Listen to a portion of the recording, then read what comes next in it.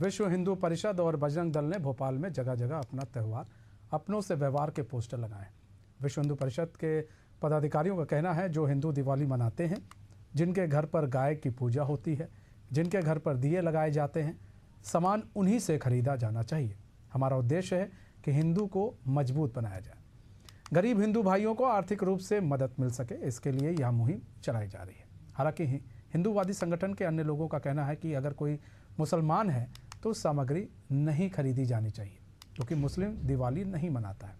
जो दिवाली मनाता है उसी से सामान खरीदना चाहिए। अब इस पोस्टर को लेकर सियासत तेज हो गई है। पूर्व कानून मंत्री पीसी शर्मा ने कहा, यह लोग मोहन भागवत के खिलाफ हैं। क्या वह कहते हैं सब अपने हैं, बाबा आदम के ज़माने से सब अपने हैं। यह भारतीय संस्कृति है, इस संस्कृति में चोट करोगे तो ज़्यादा दिन नहीं चलेगी। सांप्रदायिक सद्भाव के कई उदाहरण हैं। कोविड के समय हिंदू, मुस्लिम, सिख, ईसाई आपस में हैं भाई भाई। आज़ादी के समय यह नारा दिया गया था। इसके खिलाफ है क्या ये लोग? वहीं बीजेपी विधायक रामेश्वर शर्मा ने कहा कि जो भारत माता को अपना मानते हैं, जो इस देश को अपना समझते हैं, उनसे सामान भी खरीदो और व्यवहार भी रखो, क्योंकि जो हमारे देश के लिए रहेगा हम उससे सामान खरीदेंगे। वैसे भी ध्यान रखना चाहिए, व्यापारी और ग्राहक को देवता की तरह पूजना चाहिए। ऐसा व्यापार और व्यवहार तो कोई भी एक्सेप्ट नहीं करेगा कि सब्जी और मिठाई पर थूक दो। जब थूकोगे तो तुम पर भी थूका जाएगा, और क्यों कोई सामान खरीदेगा। चलिए आपको सुनवाते हैं क्या कुछ कहा विधायक साहब ने। हाँ, जिनके अंदर स्वदेशी भाव है, जो अपनी भारत माता को और हिंदुस्तान को अपनी मातृभूमि मानते हैं, जो इस देश के लिए जीते हैं और इस देश के लिए मरते हैं, उनसे पटाखे भी खरीदो, उनसे फुलझड़ियां भी लो, उनसे मिठाई भी लो, उनसे दिए भी लो, उनसे जो है सजाने के लिए झालर भी लो। उनसे व्यवहार करना ही चाहिए, क्योंकि जो हमारे देश के लिए रहेगा हम उससे सामान खरीदेंगे। और वैसे भी ध्यान रखना चाहिए, जो व्यापारी है उसे ग्राहक को देवता के रूप में पूजना चाहिए। ऐसा व्यापार तो कोई एक्सेप्ट नहीं करेगा कि सब्जी पर भी थूक दो, मिठाई में भी थूक दो। जब थूकोगे तो लोग तुम पर भी थूकेंगे, तुम्हारी दुकान से सामान क्यों खरीदेंगे। सामान उसी से खरीदा जाएगा जिसका सामान स्वच्छ होगा और सुरक्षित होगा, और किसी भी प्रकार की उस सामान में कोई गंदगी नहीं होगी, कोई थूका फूका नहीं। तो हमारे साथ हमारे मेहमान जुड़ चुके हैं, कई सारे सवाल हैं, उन सवालों का जवाब जानेंगे। हमारे साथ चंद्रशेखर तिवारी जुड़ चुके हैं, अध्यक्ष हैं हिंदू उत्सव समिति के। जमशेद आलम जुड़ चुके हैं, मुस्लिम स्कॉलर हैं। हमारे साथ गुंजन चौक जुड़ चुके हैं, जो कि बीजेपी के स्पोक पर्सन हैं। गुंजन जी, सभी आप मेहमानों का स्वागत है। सबसे पहले रुक कर लेते हैं चंद्रशेखर तिवारी जी, आप ही का रुख कर लेते हैं। चंद्रशेखर तिवारी जी, एक पोस्टर लगाया गया है, अपना त्यौहार अपनों से व्यवहार, इस तरह के पोस्टर लगाए गए हैं। इस तरह के पोस्टर लगा के हिंदू महासभा या बजरंग दल क्या मैसेज देने की कोशिश कर रहा है?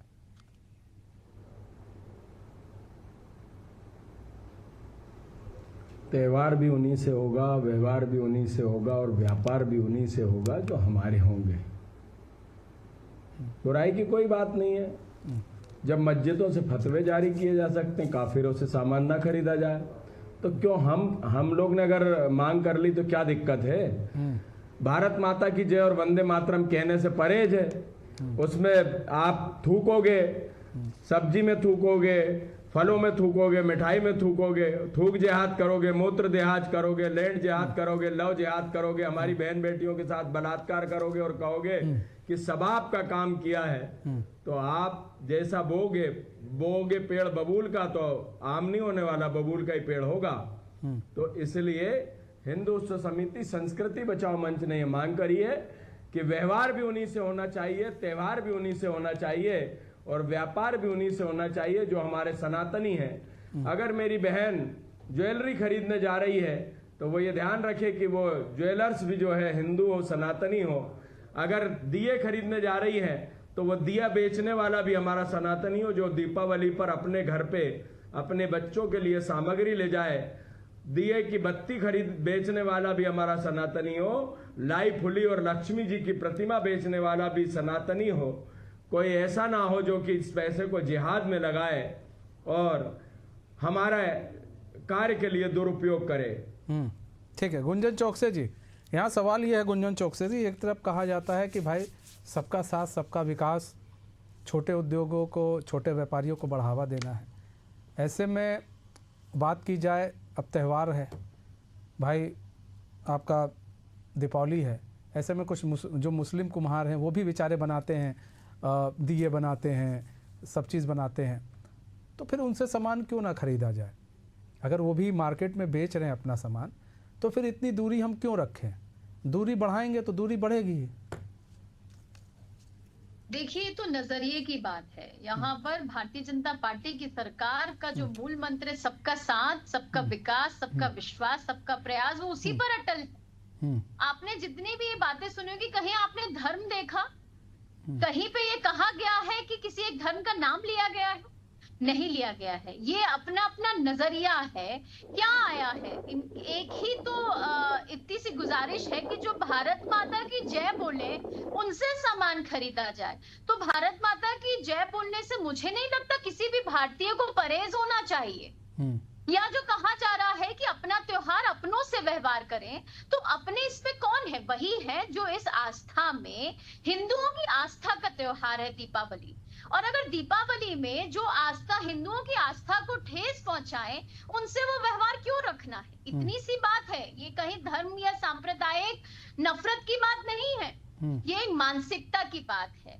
अगर कोई हिंदू लड़कियों को देह व्यापार में ढकेलने की बात करता है, उन हिंदू लड़कियों को एक इंटेंशन के साथ कि हिंदू लड़कियों को आप अपनी साजिश में फंसाओ, उन्हें देह व्यापार में ढकेलो, उनका धर्मांतरण करो, हम ऐसे जिहादी मानसिकता पे ये सवाल उठा रहे हैं।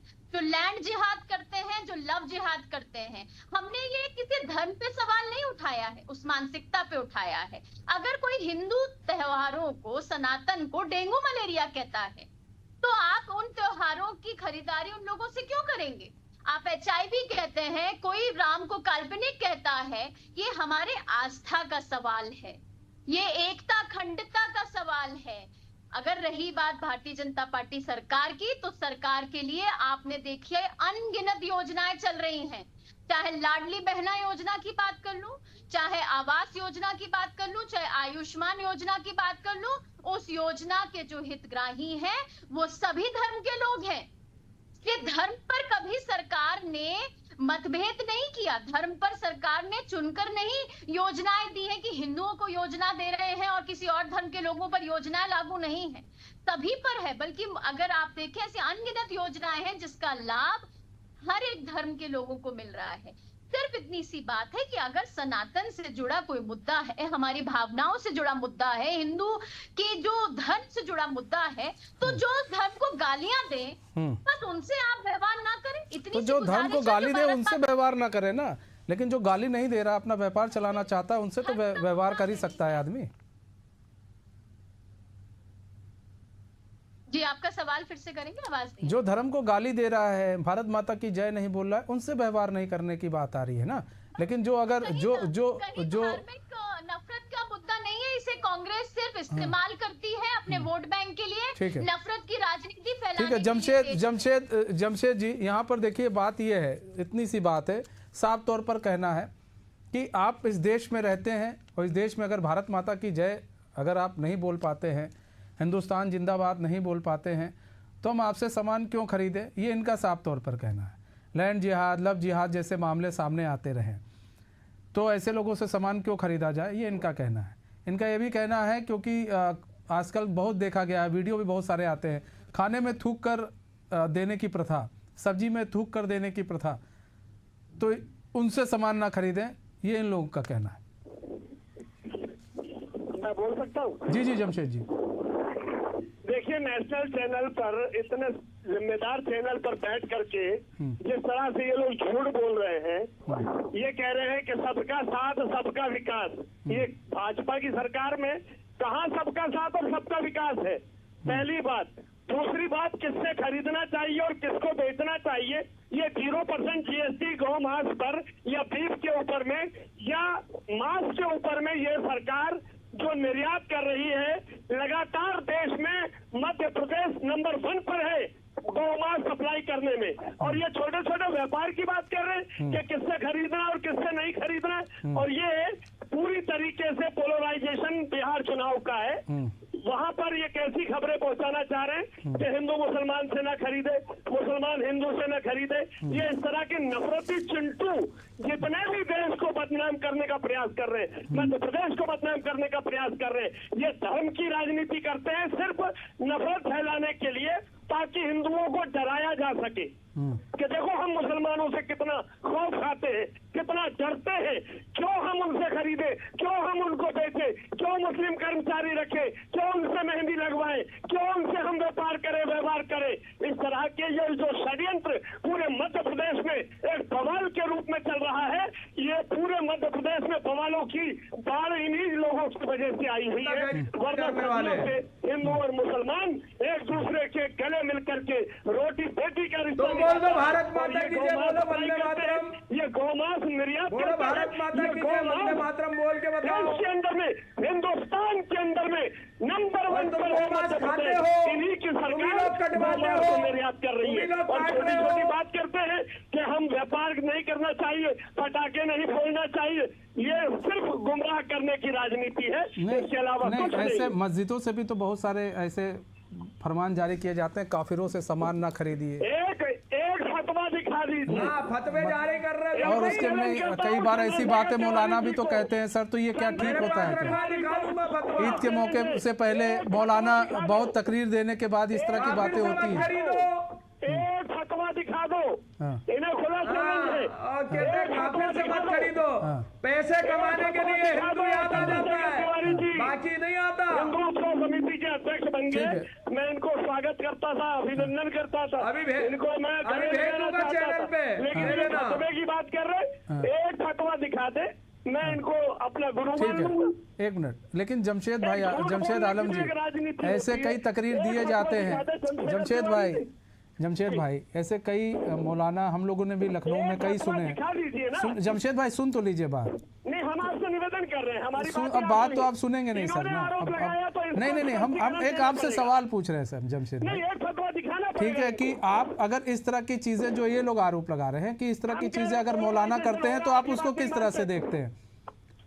हमारी बात आप बात भी तो समझिए। अगर मौलाना करते हैं तो किस तरह से देखते हैं आप इसे कि नहीं काफिरों से सामान मत खरीदो?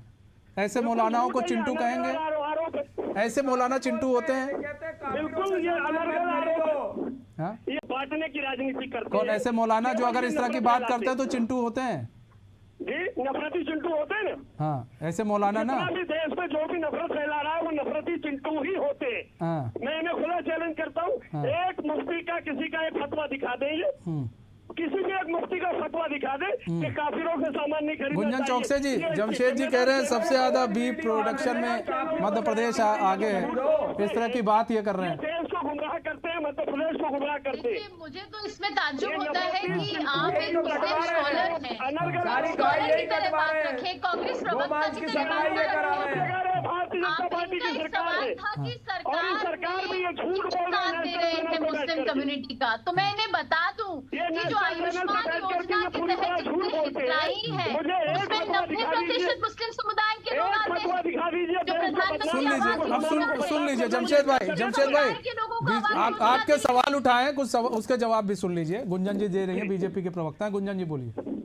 बोलिए। देखिए, मुस्लिम स्कॉलर की तरह अपनी बात रखते तो शायद ज्यादा अच्छा होता, ना कि एक कांग्रेस प्रवक्ता की तरह। नहीं, लेकिन आप इन्होंने एक सवाल खड़ा किया कि सरकार ने मुस्लिम समुदाय के लिए क्या किया। इस बात का मैं विरोध तो नहीं योजनाएं बता सकती हूँ कि सरकार ने क्या किया कि आयुष्मान योजना के तहत जाके देखें 90% मुस्लिम समुदाय उसका लाभ ले रहा है। प्रधानमंत्री आवास योजना में जाके जिम्मेदार व्यक्ति बैठने के बाद अगर इस तरह की आप षड्यंत्र प्रधानमंत्री जी ने मुस्लिम महिलाओं को जो लाभ पहुंचाया है वो सब ठीक है, ठीक है, लेकिन जमशेद भाई एक छोटी सी रिक्वेस्ट कर रहे थे आपके चंद्रशेखर जी कि भारत माता की जय बोल दीजिए, वो बोल रहे थे। तिवारी जी को मैं निवेदन करता नहीं, हूं। वो कह रहे थे भारत माता की जय, तो ये बोल दें एक बार, ये ऐसी बात कर रहे थे। मैंने कहा जमशेद भाई क्यों नहीं बोल सकते हैं? मुझे किसी एक मुफ्ती का फतवा दिखाइए जिसने कहा नहीं, हो ये कि हिंदुओं से सामान न खरीदे। ये चंद्रशेखर तिवारी जी कह रहे थे कि जमशेद आलम जी भारत माता की जय नहीं बोल सकते हैं। चैनल पर बैठ करके आप ये जिस तरीके ठीक का है। झूठ परोस रहे हैं, ठीक है, ये चलो, गलत है। भारत माता की जय और वंदे मातरम बोल के बताइए जमशेद भाई। मैं इसका विरोध करता हूँ। किसका सर? भारत की हम जमशेद भाई भारत माता की जय बोल दीजिए, मुंह पर ताला लगा दीजिए। जय हिंद बोलते। भारत माता की जय का हम क्या कह रहे हैं? आपने जो आरोप लगाया पहले नहीं, चंद्रशेखर तिवारी जी कह रहे हैं भारत माता की जय बोल दीजिए। इनके मुंह पर ताला लगाना है जमशेद भाई। चंद्रशेखर तिवारी बोल रहे हैं बार बार। वंदे मातरम। आप अल्लाह अकबर बोल दीजिए, मैं वंदे मातरम। भारत माता की नहीं सर, जय। भारत माता की जय। और सर एक मिनट हम इसको यहीं पर थोड़ा रोकेंगे। 5 वक्त नमाज अदा करता हूँ। अच्छी बात है सर, बहुत अच्छी बात है, अपने धर्म को आप आगे बढ़ा रहे, बहुत अच्छी बात है जमशेद भाई। लेकिन अगर कोई आपसे भारत माता की जय बोल रहा है तो यहाँ पर अल्लाह अकबर की कहाँ से बात आ रही है? भारत माता की खा तो रहे हो ना। एक मिनट चंद्रशेखर जी। आप मंदिरों में ले जाकर के मुसलमानों को पूजा कराने की जो कोशिश सर भारत माता की जय की तो बात है सर, उनके मुंह पर ताला लग जाएगा जमशेद भाई बोल देंगे तो। इसमें आप हिंदुत्व का एजेंडा लेके चल रहे हैं कि सारे देश के जमशेद भाई भारत माता की जय नहीं बोल सकते हैं आप, साहब कहिए ना। इनकी कौम के लोग इन्हें ठीक है, बात चलिए, करेंगे। समय कम है फिलहाल, लेकिन लोगों को सोचना चाहिए, जिस देश में रहते हैं, जिस देश की खाते हैं, अगर उसकी जयकारे लगाने पड़े तो उसमें हमें संकोच नहीं करना चाहिए। भारत माता की जय, वंदे मातरम, यही तो हमारा नारा है और इसी से हमारा देश आगे बढ़ेगा, इसी से भाईचारा आगे बढ़ेगा। इस गंगा जमुना की जब तहजीब की बात होती है तो भारत माता की भी बात होगी। क्यों? क्योंकि यहीं पर इसी भारत देश में गंगा जमुना की तहजीब है। और ये जो हम लोग गंगा कौन है? वो भी माँ है। यमुना कौन है? हमारी माँ है। तो हम इसकी तहजीब लेकर आगे बढ़ते हैं। अगर माँ के नाम का जयकारा अगर हम नहीं लगा पाते हैं तो सर सोचने वाली बात है। आप इतने बड़े भी स्कॉलर हो जाए, लेकिन माँ के नाम का जयकारा लगाने से कोई छोटा या बड़ा नहीं होता है, चाहे वो हिंदू हो चाहे वो मुसलमान हो। फिलहाल बहुत बहुत धन्यवाद आप सभी मेहमानों को हमारे साथ जुड़ने के लिए और अपना बहुमूल्य समय देने के लिए। तुम्हारे इस खास पेशकश में इतना ही। अब मुझे दीजिए इजाजत, तो खबरों के साथ बने रहने के लिए देखते रहिए एशियन न्यूज़। नमस्कार।